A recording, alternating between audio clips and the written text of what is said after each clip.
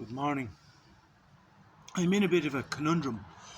I always am when I meet people who practice these Eastern philosophies because I don't like to be a sort of person who pushes my own beliefs and my own things. I like to talk about things, and as hard as that may be to believe, I actually do like to contemplate other people's perspectives, and we can talk about them. We can talk about them, and as I was saying to someone even last night, I was saying to someone like even if we can't agree on a concept, at least when you're talking about something, having explained your concept, I can relate to it. I can know exactly what you're talking about.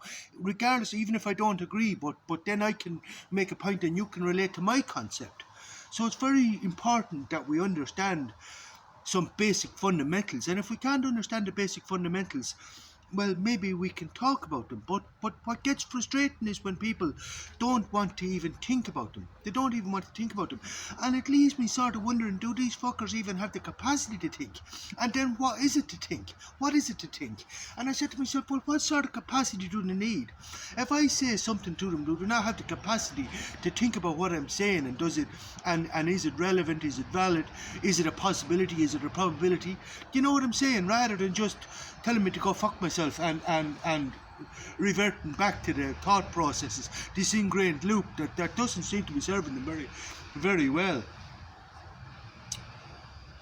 Like I said to a fella there, not last night, the night before, I said that the effort must be proportional to the goal.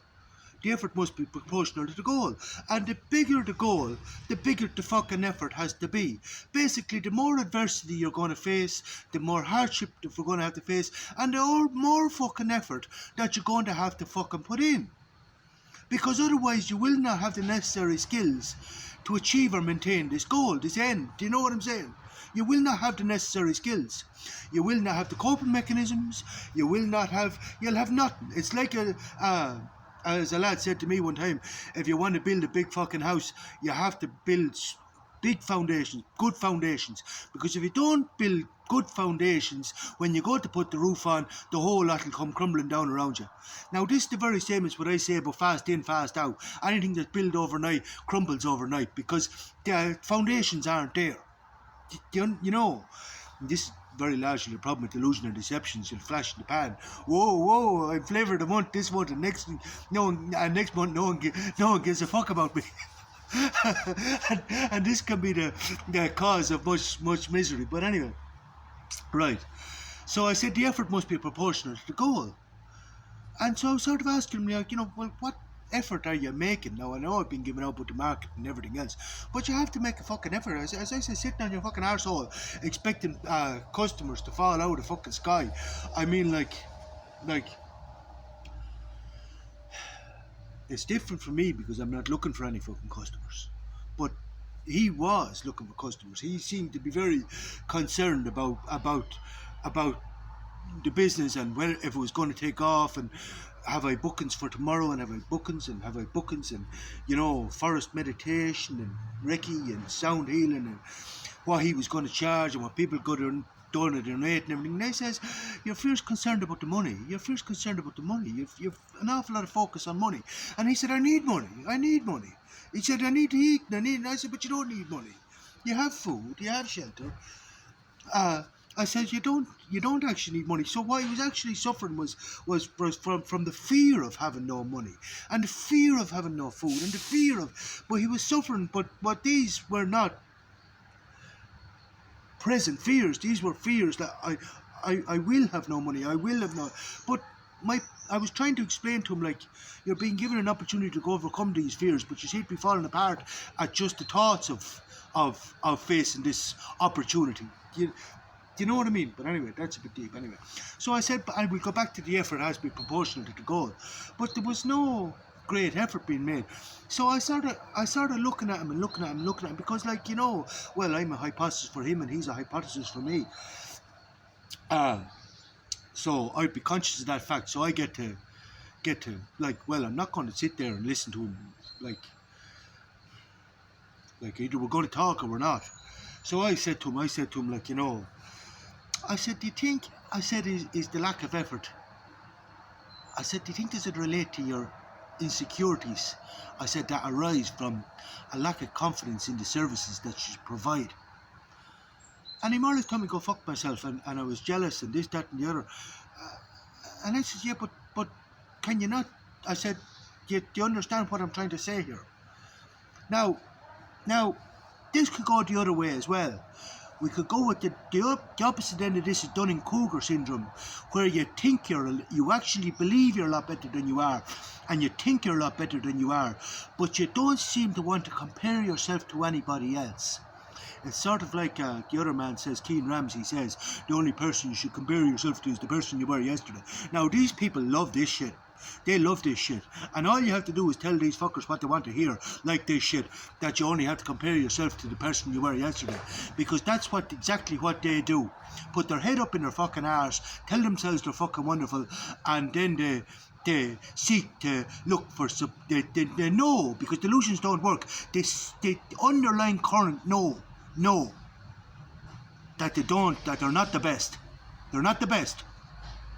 But they don't need to be the best as long as they can convince you that they are the best.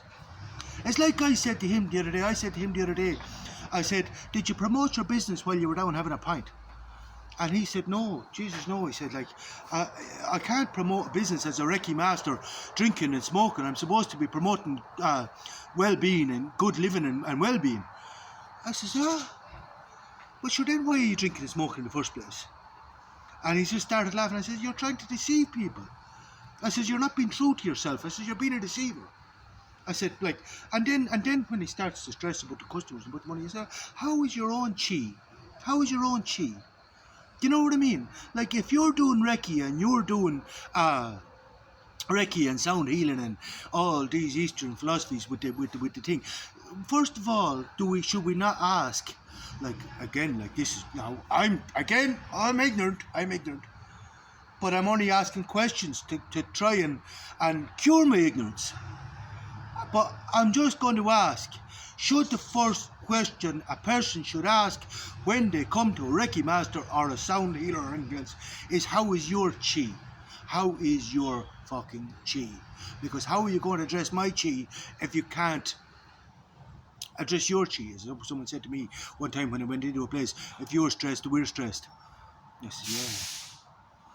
But you know what I'm saying? So how is your chi if you're plagued with insecurities or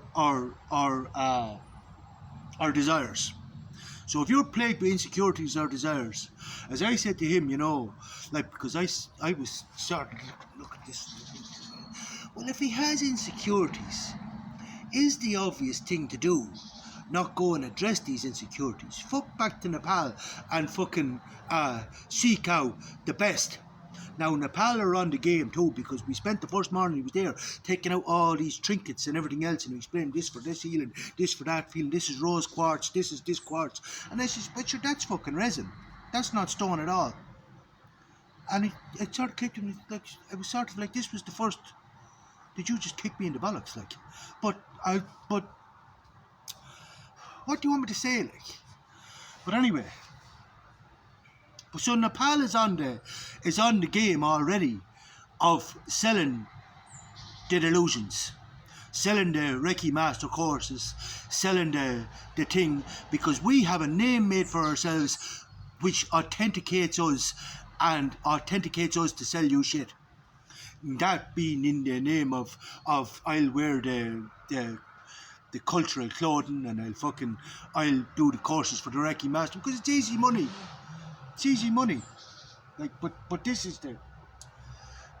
what I'm trying to say. This is where the whole thing goes wrong. But you have to use your faculty of reason, seek out the genuine people, and ask yourself who are the genuine people and how is their chi, and then you try to develop your senses that you too can achieve this level of excellence. No matter what you're at. You're not going to find it putting your head up in your arse anyway, that's for sure. I think I've enough said. Good book.